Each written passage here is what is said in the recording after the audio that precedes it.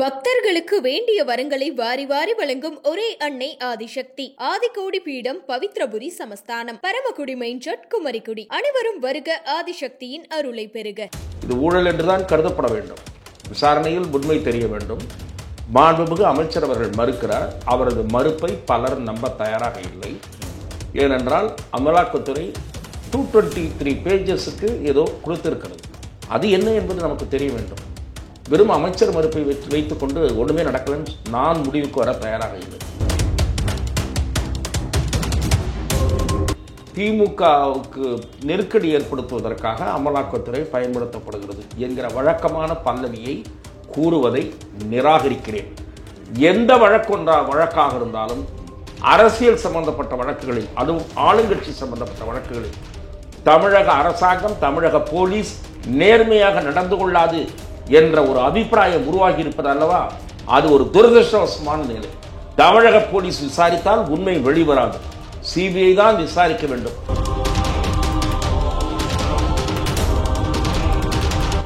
DGP இந்த அறிக்கை வாங்கி வைத்துக் கொண்டு சும்மா உட்கார்ந்திருக்க கூடாது. எஃப்ஐஆர் பதிவு செய்ய உத்தரவிட வேண்டும். அமலாக்கத்துறை என்ன சொல்லுகிறது என்றால், லஞ்ச ஒழிப்புத்துறை எஃப்ஐஆர் பதிவு செய்தால்தான் இந்த ஹவாலா டிரான்சாக்ஷனை அமலாக்கத்துறை நுழைய முடியுங்கிறார். இடி நுழைய முடியும். அதாவது மணி லாண்டரிங் ஆஸ்பெக்டை இடி விசாரிக்க முடியும். இவர்களுக்கு உதறல் எடுத்து விட்டது ஆளுங்கட்சிக்கு. அந்த ஊழல் புகார் வெறும் புகார் அல்ல, ஊழல் நடந்திருக்கிறது என்ற சந்தேகம் மக்களுக்கு வலுவடையும். ஆகவே அரசாங்கத்தின் நிர்வாகத்தின் மடியில் கனம் இல்லை என்றால் லஞ்ச ஒழிப்புத்துறை எஃப்ஐஆர் செய்ய வேண்டும். எஃப்ஐஆர் செய்து விசாரிக்க வேண்டும். நீங்கள் அதன் பிறகு அந்த ரிப்போர்ட்டை கோர்ட்டில் கொடுங்கள், இடியும் கொடுக்கட்டும். ஒன்றும் இல்லை என்றால் இடி தான் குட்டு வாங்க போகிறது. உங்களுக்கு எதற்கு பயம்? லஞ்ச ஒழிப்புத்துறை எஃப்ஐஆர் போடும் பட்சத்தில் என்ன ஆகும் நினைக்கிறீங்க? அமைச்சர் நேரு அவர்களுக்கு என்ன ஆகும் நினைக்கிறீங்க? இல்ல மணி லாண்டரிங் ஆஸ்பெக்ட்ல இடி விசாரணை நடத்தும். அமலாக்கத்துறை விசாரணை வளையத்தில் இன்னொரு அமைச்சர் சிக்குகிறார். மேலும் 1-2 அமைச்சர்கள் சிக்கக்கூடும்.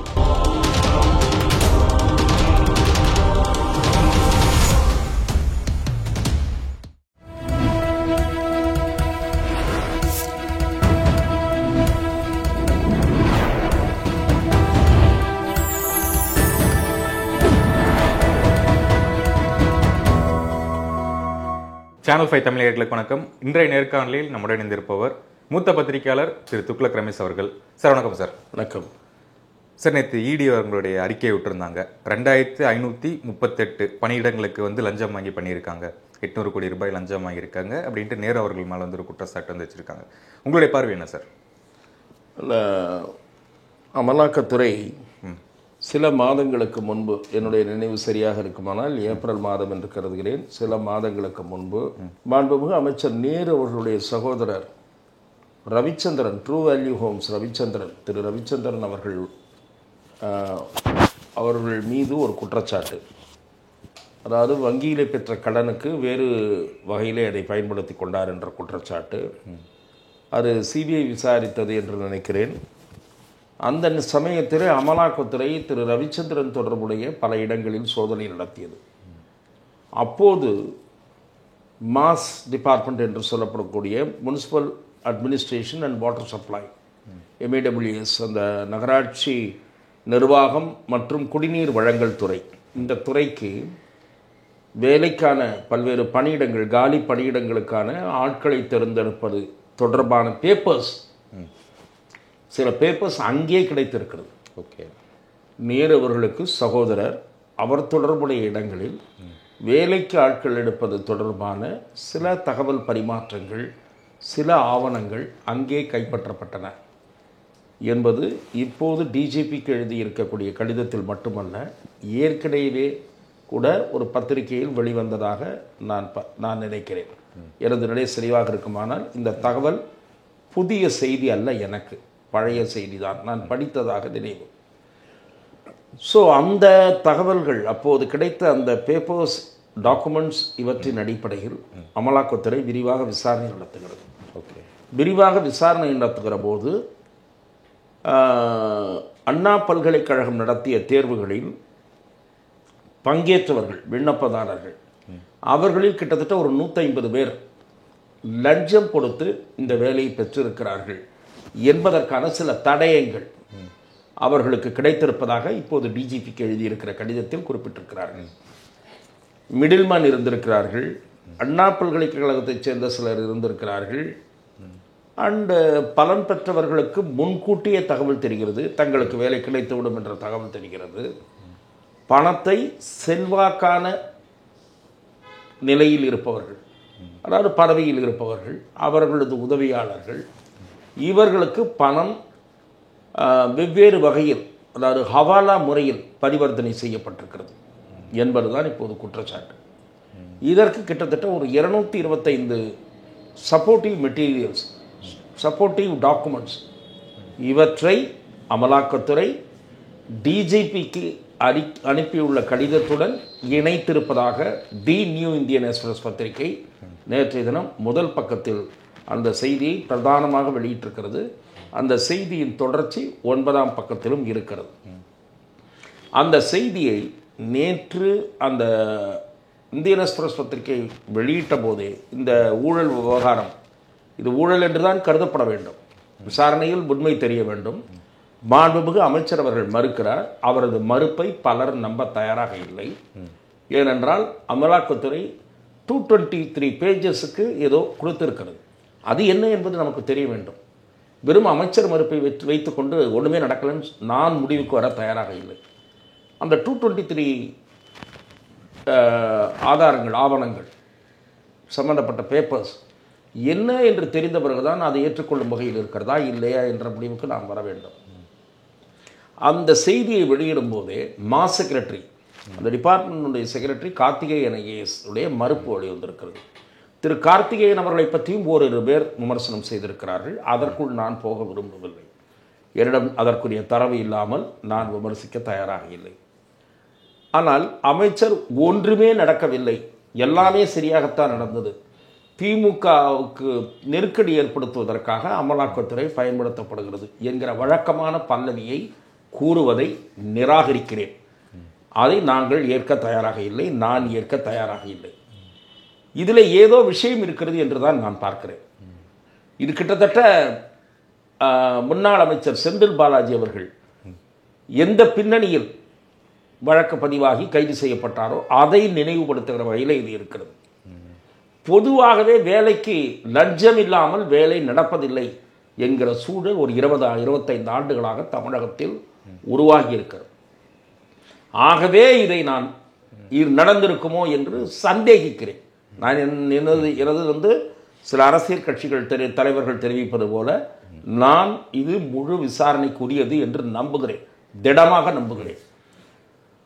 மரியாதைக்குரிய பாட்டாளி மக்கள் கட்சியினுடைய ஒரு பகுதி தலைவர், முன்னாள் மத்திய அமைச்சர் அன்புமணி அவர்கள் இதற்கு சிபிஐ விசாரணை வேண்டும் என்று கேட்டிருக்கிறார். இது அண்மை காலமாக தமிழக போலீஸ் ஆளுங்கட்சிக்கு உதவுகிற வகையில் செயல்படுகிறது என்கிற கருத்து வலுவாக உருவாகி இருப்பதனுடைய தொடர்ச்சி தான் இந்த மாதிரியான கோரிக்கைகள். எந்த வழக்காக இருந்தாலும் அரசியல் சம்பந்தப்பட்ட வழக்குகளில், அதுவும் ஆளுங்கட்சி சம்பந்தப்பட்ட வழக்குகளில் தமிழக அரசாங்கம், தமிழக போலீஸ் நேர்மையாக நடந்து கொள்ளாது என்ற ஒரு அபிப்பிராயம் உருவாகி இருப்பது அல்லவா, அது ஒரு துரதிருஷ்டவசமான நிலை. தமிழக போலீஸ் விசாரித்தால் உண்மை வெளிவராது, சிபிஐ தான் விசாரிக்க வேண்டும் என்கிற அளவுக்கு இப்போது கருத்து வலுப்பட்டு விட்டது. தமிழக போலீஸ் விசாரிக்கிறதோ அல்லது நீதிமன்றத்திற்கு இந்த பிரச்சனை போய் ஏதாவது நடக்கப் போகிறதோ அதெல்லாம் ஒரு பக்கம் இருக்கட்டும். டிஜிபி இந்த அறிக்கை வாங்கி வைத்துக் கொண்டு சும்மா உட்கார்ந்திருக்கக்கூடாது, எஃப்ஐஆர் பதிவு செய்ய உத்தரவிட வேண்டும்.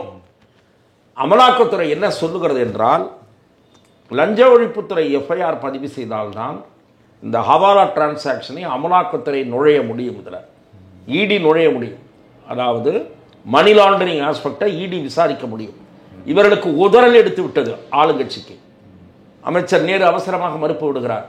உங்கள் மடியில் கனம் இல்லை, அந்த பணியாளர் தேர்வு நேர்மையான முறையில் தான் நடைபெற்றது என்றால் லஞ்ச ஒழிப்புத்துறையை விசாரணை செய்யட்டும். லஞ்ச ஒழிப்புத்துறை விசாரணையை இந்த அரசு போலீஸும் தாமதப்படுத்துமானால் அதில் ஏதோ இருக்கிறது என்ற சந்தேகம் மேலும் வலுவடையும். அந்த ஊழல் புகார் வெறும் புகார் அல்ல, ஊழல் நடந்திருக்கிறது என்ற சந்தேகம் மக்களுக்கு வலுவடையும். ஆகவே அரசாங்கத்தின் நிர்வாகத்தின் மடியில் கனம் இல்லை என்றால் லஞ்ச ஒழிப்புத்துறை எஃப்ஐஆர் செய்ய வேண்டும், எஃப்ஐஆர் செய்து விசாரிக்க வேண்டும். நீங்கள் அதன் பிறகு அந்த ரிப்போர்ட்டை கோர்ட்டில் கொடுங்கள், இடியும் கொடுக்கட்டும். ஒன்றும் இல்லை என்றால் இடி தான் குட்டு வாங்க போகிறது. உங்களுக்கு எதற்கு பயம்? ஆகவே அமைச்சர் நேருவின் மழுப்பலான பதிலில் திருப்தி இல்லை. இது விசாரணைக்குரியது. அமலாக்கத்துறை விசாரணை வளையத்தில் இன்னொரு அமைச்சர் சிக்குகிறார் என்றுதான் இதை பொதுமக்கள் பார்க்கிறார்கள். மேலும் 1-2 அமைச்சர்கள் சிக்கக்கூடும் என்ற பார்வையும் பரவலாக பலரிடையே இருக்கிறது. ஆகவே இது ஒரு விசாரணைக்குரிய விஷயம், தீவிர விசாரணைக்குரிய விஷயம் என்று நான் பார்க்கிறேன். சார், இது அந்த கடந்த முறை அந்த டிவிஹெச் அதை சம்பந்தப்பட்ட வழக்கு வரும்போது எடுத்தது தான் அப்படின்னு சொல்லியிருக்காங்க. இந்த ஆதாரம் எல்லாமே ஏப்ரல் மாதத்தில் எடுத்திருக்காங்க, 2025 ஏப்ரல் மாதம்.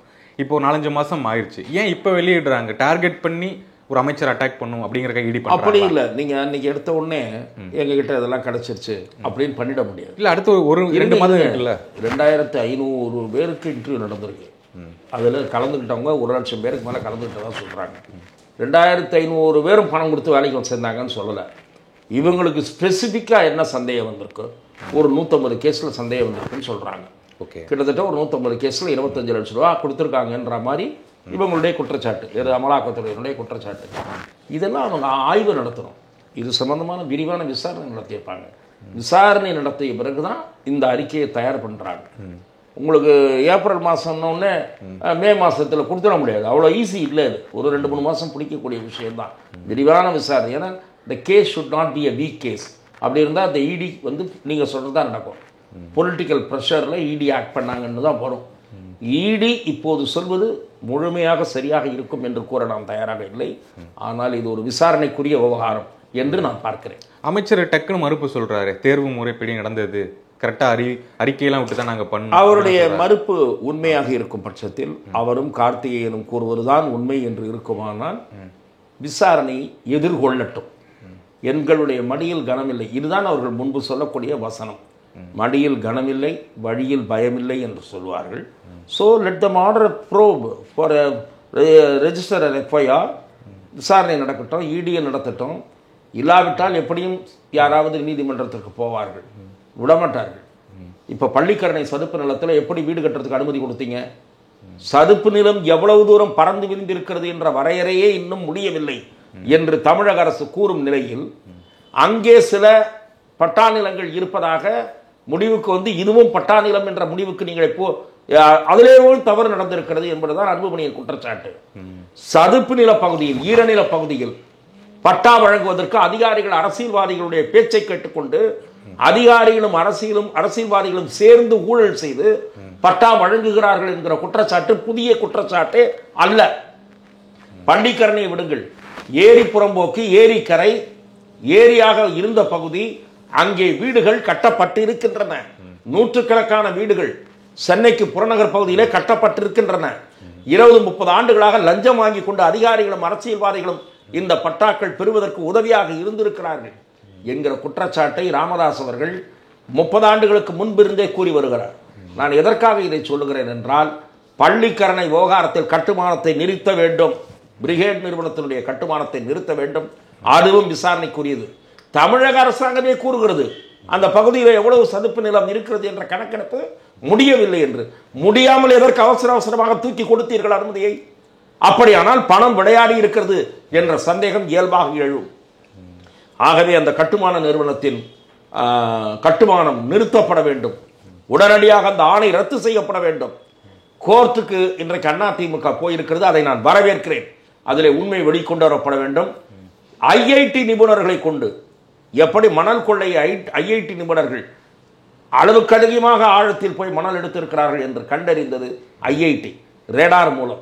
அதே போல ஐஐடியினுடைய நிபுணர்களை கொண்டு, நிலவள நீர்வள நிபுணர்களை கொண்டு சதுப்பு நில பகுதியில் இங்கே இந்த அனுமதி கொடுக்கப்பட்ட பகுதியில் ஆய்வு மேற்கொள்ளப்பட வேண்டும். அப்போதுதான் இது ஊழல் பின்னணியில் இருந்திருக்கிறதா அல்லது நேர்மையாக நடந்திருக்கிறதா என்பதை மக்கள் நம்புவார்கள். ஆகவே அவசர கதியில் இந்த மறுப்பு, இதே மறுப்பு தான் பள்ளிக்கரணை விவகாரத்திலும் வந்தது. இந்த அரசாங்கத்தின் மறுப்பை நம்பவில்லை, ஏற்கவில்லை, நிராகரிக்கிறேன். லஞ்ச ஒழிப்புத்துறை எஃப்ஐஆர் போரும் பட்சத்தில் என்ன ஆகும் நினைக்கிறீங்க? அமைச்சர் நேரு அவர்களுக்கு என்ன ஆகும் நினைக்கிறீங்க? இல்லை, மணி லாண்டரிங் ஆஸ்பெக்ட்ல இடி விசாரணை நடத்தும். விசாரணையின் முடிவில் தான் என்ன ஆகும் என்று தெரியவில்லை. விசாரணையின் முடிவில் தான் நமக்கு தெரியும். செந்தில் பாலாஜி விவகாரத்தில் ஆழமாக லஞ்சம் கொடுத்தவர்களே கோர்ட்டுக்கு போனார்கள். ஆகவே அதிலே வழக்கிலே அது ஒரு விதமான நடவடிக்கை எடுக்கப்பட்டது. எல்லா வழக்கிலும் கைதுதான் நடக்கும் என்று நான் நினைக்கவில்லை. ஆனால் ஆளுங்கட்சியிடம் ஒரு பதட்டம் தோன்றியுள்ளது. கரெக்டான விசாரணை நடக்கும் நம்புறீங்க? இல்லை, அது விசாரணைக்கு உத்தரவிடப்படுகிறதா என்று பார்க்க வேண்டும். இன்னும் விசாரணைக்கு நினைக்கிறீங்க சார்? இல்லை, அவர்களும் அவகாசம் எடுத்துக் கொள்வார்கள். கடிதம் என்றைக்கு அனுப்பப்பட்டது என்று தெரியவில்லை. நேற்றைக்குத்தான் வந்திருக்கிறது. 6ஆம் தேதி என்று குறிப்பிடப்பட்டிருக்கிறது என்று கருதுகிறேன். ஆகவே மிக விரைவாக அந்த அமலாக்கத்துறையின் அறிக்கையின் மீது தமிழக காவல்துறை பொறுப்பு டிஜிபி மிக விரைவாக முடிவெடுக்க வேண்டும். அரசாங்கம் இதை மூடி மறைப்பதற்கு முயற்சித்தால் மக்கள் மத்தியில் சந்தேகங்கள் வலுக்கும். இடி ரைடு வருது, இந்த சதுப்பு நில மேட்டர், இது எல்லாமே திமுக வலிமையா இருக்கு, இவங்களுக்கு ஒரு குடைச்சல் கொடுக்கணும் அப்படிங்கறதுக்காக எல்லா கட்சிகளும் பண்ணிட்டு இருக்காங்க. இல்ல, ஒவ்வொரு ஊழலா வெளியே வருது. என்ன பிஜேபி சதுப்பு நில மேட்டர் வெளியே கொண்டு வந்தது? சதுப்பு நில மேட்டர் வெளியே கொண்டு வந்தது அறப்போர் இயக்கம். அறப்போர் இயக்கம் பல விஷயங்களை கண்காணிச்சுட்டு இருக்கு. ஏற்கனவே அறப்போர் இயக்கம் டெண்டர்கள் இல்லை, பிடபிள்யூடி டெண்டர்லையும் இபி டெண்டர்லையும் முறைகேடு நடக்குதுன்னு பிரஸ் மீட் வச்சு சொன்னாங்க. அதாவது ஊழல் தொடர்கதையாகத்தான் இருக்கிறது என்பதை வெளிச்சத்திற்கு கொண்டு வந்தது அறப்போர் இயக்கம். முந்தைய ஆட்சியில் எப்படி நடந்ததோ அதே மாதிரி L1க்கு டைரக்டாக கொடுக்காம இழுத்தடிச்சு L3 L1க்கு கொண்டு வந்து பேரம் நடத்துறது, இது சாதாரணமாக பண்ணலாம். ஆனால் அதற்காக விதிகளையே வளைப்பது, ஆதாயத்திற்காக செய்வது என்பது மாதிரியான வழிமுறைகளும் உண்டு. இதை பொதுப்பணித்துறை மின்சாரத்துறை சம்பந்தப்பட்ட டெண்டர்களில் ஊழல் அல்லது லஞ்சம், முறைகேடு, லஞ்ச லாவண்யம் நடைபெறுகிறது என்று அறப்போர் இயக்கம் ஏற்கனவே குற்றம் சாட்டியது. அதே அறப்போர் இயக்கம் தான் பள்ளிக்கரணை சதுப்பு நிலத்தில் ஒரு தனியார் கட்டுமான நிறுவனத்திற்கு அனுமதி கொடுக்கப்பட்டிருக்கிறது என்கிற விஷயத்தை வெளிச்சத்திற்கு கொண்டு வந்தது. ஆகவே ஒன்று ஒரு என்ஜிஓ, இன்னொன்று ஒரு அரசாங்கத்தினுடைய மத்திய அரசாங்கத்தினுடைய ஏஜென்சி. நான் என்ன கேட்குறேன், மத்திய அரசாங்கத்தினுடைய ஏஜென்சி தான் தமிழ்நாடு அரசாங்கத்தினுடைய ஊழலை வெளிக்கொண்டு வர்றதுக்கு யாராவது செய்வாங்கன்னா அவங்க தான் செய்வாங்க. இல்லை ஒரு கட்சி ஏதாவது ஆதாரம் கிடைச்சா கொண்டு வரும். அண்ணாமலை 1-2 விஷயத்தில் கொண்டு வந்து நிறுத்தினார். அந்த டெண்டர் முடிவு செய்யப்பட முடியாதபடி நிறுத்தினார் 1-2 விஷயத்தில். தமிழ்நாடு அரசாங்கத்தினுடைய ஊழலை தமிழக அரசு லஞ்ச ஒழிப்புத்துறையை கொண்டு வரும் கண்டுபிடிக்கணும்னு நீங்கள் நினைக்கிறீங்களா? பண்ணவே மாட்டாங்க. ஆகவே மத்திய அரசு செய்யுதுன்னா உடனே அரசியல்னு சொல்லக்கூடாது. அதில் உண்மை இருக்கா இல்லையான்னு தான் ஆராயணும். ஆகவே இந்த 2 விஷயங்களிலும் உண்மை, முழு உண்மை, பள்ளிக்கரணை விஷயத்திலையும் பணியாளர்கள் தேர்ந்தெடுத்த விஷயத்திலையும் முழு உண்மை நேர்மையான விசாரணையின் மூலம் வெளிக்கொணரப்பட வேண்டும். அதுவரை சந்தேக மேகங்கள் திமுகவை சூழ்ந்திருக்கும் என்பதுதான் என் பார்வை.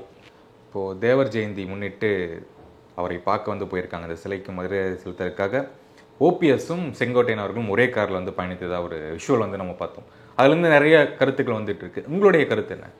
பசும்பொன் முத்துராமலிங்க தேவர் பெருமகனார் அவர்களுடைய ஜெயந்தி விழாவை முன்னிட்டு பசும்பொன்னில் வருடா வருடம் பல்வேறு கட்சிகளுடைய தலைவர்கள், சமூக முக்கியஸ்தர்கள் தேவருக்கு புகழஞ்சலி செலுத்துவது என்பது, அவருடைய இடத்தில் மரியாதை செலுத்துவது என்பது பல ஆண்டுகளாக நடைபெற்று வருகிறது. அங்கே தேவர் சிலைக்கு தங்க கவசம், தேவருடைய தங்க கவசம் அணிவிக்கிற முயற்சி செல்வி ஜெயலலிதா அவர்களால் எடுக்கப்பட்டது. அதற்கு உறுதுணையாக இருந்தவர்கள் திருமதி சசிகலா அவர்களும் திரு ஓபிஎஸ் அவர்களும். அதை தேவர் சமூகத்தினர் நன்கு அறிவார்கள். நீண்ட காலம் திரு ஓபிஎஸ் அவர்களுடைய பெயரில்தான் அது வங்கியில் அந்த கவசம் இருக்கும். அதிமுகவிலிருந்து அவர் நீக்கப்பட்ட பிறகு பொருளாளர் என்கிற முறையில் திண்டுக்கல் சீனிவாசன் அந்த பொறுப்பை ஏற்றிருக்கிறார். ஆனால் அந்த கவசத்தை உருவாக்குவதில், அதை தயாரித்து அணிவிப்பதில் பெரும் பங்கு வகித்தவர் திருமதி சசிகலாவும் திரு ஓபிஎஸும் தான். அதிமுகவால் அதை மறைக்க முடியாது, இது தனி. இப்போது திரு செங்கோட்டையன் அதிமுகவிலிருந்து பிரிந்தவர்கள், நீக்கப்பட்டவர்கள் ஒன்றிணைய வேண்டும், அப்போதுதான் இயக்கம் பழைய வலிமையை பெறும் என்ற கருத்தை கூறிக்கொண்டிருந்த செங்கோட்டையன் அவர்களுடைய கட்சி பதவி பறிக்கப்பட்டது. அவர் ஒதுக்கப்பட்டார். அவர் முன்வைத்த கருத்து அலட்சியப்படுத்தப்பட்டது. அதிமுக என்ன நம்பிக்கையில் இருந்தது என்றால், விஜய் தங்கள் பக்கம் வந்து விடுவார் என்ற நம்பிக்கையில் இருந்தது. கரூர் சம்பவத்துக்கு பிறகு அந்த நம்பிக்கை அவர்களுக்கு அதிகரித்தது. ஆனால் விஜய் கதவை சாத்தி விட்டார் என்றுதான் நமக்கு கிடைக்கிற தகவல்கள் கூறுகின்றன. நேற்றைய தினம் திரு நிர்மல்குமாரும் எங்களுடைய பழைய நிலையில் மாற்றமில்லை என்று அந்த கட்சியினுடைய துணை பொதுச் செயலாளர் நிர்மல்குமாரும் கூறியிருக்கிறார். ஆகவே அதிமுகவுக்கு இப்போது ஏமாற்றம் ஏற்பட்டிருக்கிறது. அதிமுகவில் இருந்து பிரிந்தவர்கள், நீக்கப்பட்டவர்களுக்கு விஜய் ஒரு வாய்ப்பாக இருக்கிறார். அவருடைய தலைமையில் இவர்கள் கட்சி அமைத்து கூட்டணி சேரலாம், அல்லது அவர்களுக்கு கூட்டணிக்கான வாய்ப்பு இருக்கிறது. அதிமுகவிலிருந்து பிரிந்தவர்களால் வாக்கு சேதாரம் ஏற்பட்டுவிடக் கூடாது என்ற கவலை பாரதிய ஜனதாவுக்கு இருக்கிற அளவுக்கு அதிமுகவுக்கு இல்லை. ஏனென்றால் அவர்களுக்கு தலையில் ஆணவம் தலைக்கேறி இருக்கிறது. நாம் தான் பதவிக்கு வருவோம் என்று. இப்போது இருக்கிற கூட்டணி லட்சணத்தில் பதவிக்கு வரவே முடியாது. அதிமுக, பாஜக, தமாகவை வைத்துக்கொண்டு ஆட்சி என்பது பகல் கனவு. அதிமுகவுடன் இன்னும் சில கட்சிகள் சேர வேண்டும். அதிமுகவில் இருந்து பிரிந்தவர்கள் வேறு அணியில் கைகோர்த்து விடக்கூடாது, அவர்கள் மூலம் ஓட்டுப்புலவு ஏற்பட்டு விடக்கூடாது என்ற கவலை சிந்தனை சிலரிடையே அதிமுகவில் இருக்கிறது. சில முக்கிய சிலரிடையே இருக்கிறது.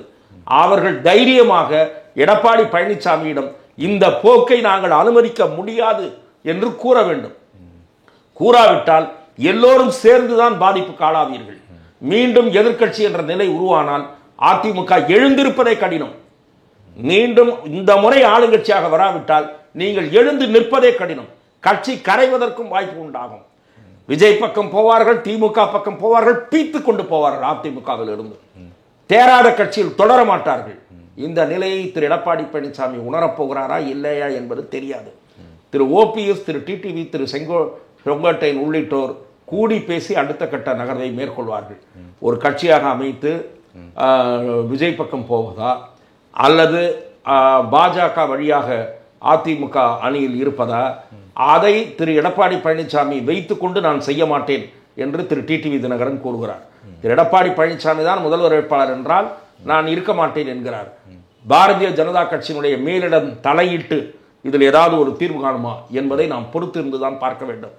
ஆனால் இவர்கள் இன்னொரு பக்கம் சாய்வார்களானால் இந்த மூவரும் அதிமுகவுக்கு சேதாரத்தை ஏற்படுத்துவார்கள். ஏனென்றால் எடப்பாடி மீது சரமாரியான பல விஷயங்களை கிளறுவார்கள். அவர்கள் கைவசம் பல ரகசியங்கள் இருக்கின்றன. அவற்றையெல்லாம் பேசத் தொடங்குவார்கள். அது அதிமுகவுக்கு சேதாரத்தை ஏற்படுத்தும். Okay sir. சாருக்காக இந்த சார் குழுவுக்கு எதிராக ஞாயிற்றுக்கிழமை அனைத்து கட்சி கூட்டம் ஸ்டாலின் அவர்கள் கூட்ட இருக்கிறார். அது வரனால இவங்களுக்கு என்ன பாதிப்பு இருக்கு? சார் என்று சொல்வது எஸ்ஐஆர். அதாவது நான் என்ன சொல்லுகிறேன், வாக்காளர் பட்டியல் சீர்திருத்தம், தீவிர சீர்திருத்தம் என்பது இதற்கு முன் பல முறை நடந்திருக்கிறது. ஏதோ திராவிட முன்னேற்ற கழகம் பிஜேபி வந்த பிறகுதான் சீர்திருத்தம் செய்வதை போல பேசுவது மக்களை ஏமாற்றுகிற ஒரு முயற்சி. அந்த முயற்சியில் மக்கள் ஏமாற மாட்டார்கள். ஏனென்றால் இன்றைக்கு போன்ல எல்லா தகவல்களும் கிடைக்கிறது. அதே போல டிவியில் எல்லா நியூஸும் வருகிறது. பல தலைவர்கள் உண்மை நிலையை விளக்குகிறார்கள். இதற்கு முன் 9 முறை இந்த மாதிரி வாக்காளர் பட்டியல் சீர்திருத்தம் சுதந்திரம் பெற்ற பிறகு நாம் நடைபெற்று இருக்கிறது என்று. ஆகவே இது பீரியாடிக்கலாக நடைபெறுகிற ஒன்று. திமுகவினுடைய மோசடி பிரச்சாரம் ஈடுபடாது மக்களிடம். ஏதோ பிஜேபி பண்றாங்க, இவங்க பேரெல்லாம் நிற்கிறவாங்க, தலித் பேரெல்லாம் நிற்கிறவாங்க, இஸ்லாமியர்கள் பேரெல்லாம் நிற்கிறவாங்க. என்ன ஜாதி வெறியும் மத வெறியும் தூண்டி விட்டு ஓட்டு பிச்சை அரசியல் நடத்துறீங்க, மோசடி அரசியல் நடத்துறீங்க. பீகாரில் வெளிநாட்டுக்காரன், பங்களாதேசத்துக்காரங்களாம் ஓட்டர் லிஸ்ட்ல இருந்தான், இறந்தவன்லாம் இருந்தான். எங்கேயோ 2 இடத்துல ஓட்டு வச்சுட்டு இருந்தவங்களாம் பல்லாயிரக்கணக்கான மோசடி வாக்கு, அதாவது என்ட்ரி நீக்கப்பட்டிருக்கிறது, டெலிட் செய்யப்பட்டிருக்கிறது. இரண்டாவது, ஒரு வாரத்தில் அவசர கதியில் முடிக்க போறாங்களா? 1 மாத காலம் கணக்கெடுப்பு, 1 மாத காலம் அட்டவணை வெளியிட்ட பிறகு அவகாசம். ஆன்லைன் மூலமும் நேரடியாகவும் அதற்கான இடங்கள்லையும் திருத்தங்கள் மேற்கொள்ளலாம், சேர்க்கலாம், எடுக்கலாம். உங்க கட்சிக்காரங்கள்லாம் செயல் வீரர்கள் தானே, அவர்கள் போய் இதெல்லாம் ஆராய மாட்டாங்களா? இந்த ரெவிஷன் நடக்குது, சரியா நடக்குதா இல்லையா, யார் பேரை தூக்குறாங்க, உண்மையான ஓட்டர் பேரை தூக்குறாங்க, அவங்களாம் செயல்படுவாங்க. இல்லை, என்ன ஜனங்களை ஏமாத்திட்டு திரியுறீங்க? ஆகவே மக்களை ஏமாற்றுகிற திமுகவின் மோசடி முயற்சி தான் பிஜேபி மீது கூறுகிற குற்றச்சாட்டு. ஆக்சுவலா பாத்தீங்கன்னா தேர்தலில் இந்த தில்லு முள்ளு பண்றவங்களே திமுக காரங்க தான். இவிஎம் வந்த பிறகுதான் அந்த தில்லு முள்ளு பண்ண முடியல உங்களால. 2006 மெட்ராஸ் மாநகராட்சி தேர்தலை மோசடியான முறையில் நடத்திய கட்சி திமுக. சென்னை உயர்நீதிமன்றம் உங்களை தோலுரித்தது. 99 வார்டுகளில் மறுதேர்தல் நடத்த உத்தரவிட்டது. அது திமுகவின் முகத்தில் பூசப்பட்ட களங்கம், கரை. அது இன்னி வரைக்கும் நீங்கள. ஏன்னா வாக்குச்சீட்டை பூத்த மூடிட்டு குத்தின ஆட்கள் நீங்கள். உங்க கட்சி, அந்த உங்க கட்சியினுடைய யோகியதை, பழைய யோகியதை அதுதான். ஆகவே திமுக இதை விமர்சிப்பதற்கு எந்த தார்மீக அருகதையும் இல்லை. அதிமுக இதை வரவேற்றிருக்கிறது. வெளிப்படையாக நேர்மையான முறையில் நடைபெற வேண்டும் என்று கூறியிருக்கிறது. அதற்கான வாய்ப்புகளை தேர்தல் கமிஷன் தந்திருக்கிறது. ஆகவே எஸ்ஐஆர் என்பது வரவேற்புக்குரியது, எதிர்ப்புக்குரியது அல்ல. Okay sir. இப்போ அந்த தாவேக்காக்கும் அழைப்பு கொடுத்திருக்காங்க. அவங்களோட 1 மாசம் எந்த விஷயத்திலும் அவங்க பலத்தாங்க இல்லை, தாவேக்காவுக்கு திமுக அழைப்பு விடுப்பது வந்து சும்மா அதெல்லாம் அரசியல். ஆனால் தாவேக்கா என்பது ஒரு பதிவு செய்யப்பட்டிருக்கக்கூடிய கட்சி.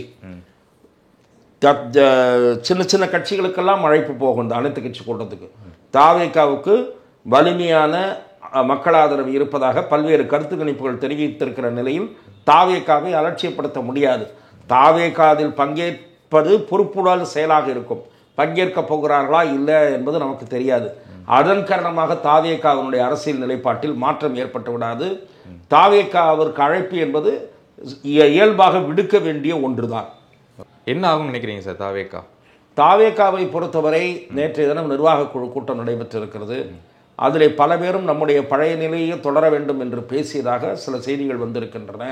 தாவேக்காவிலே இருக்கக்கூடிய ஓரிரு நிர்வாகிகளுக்கு கூட்டணி அமைந்தால் வெற்றி உறுதியாகிவிடும் என்ற சபலம் இருப்பதாகவும் பேச்சு இருக்கிறது.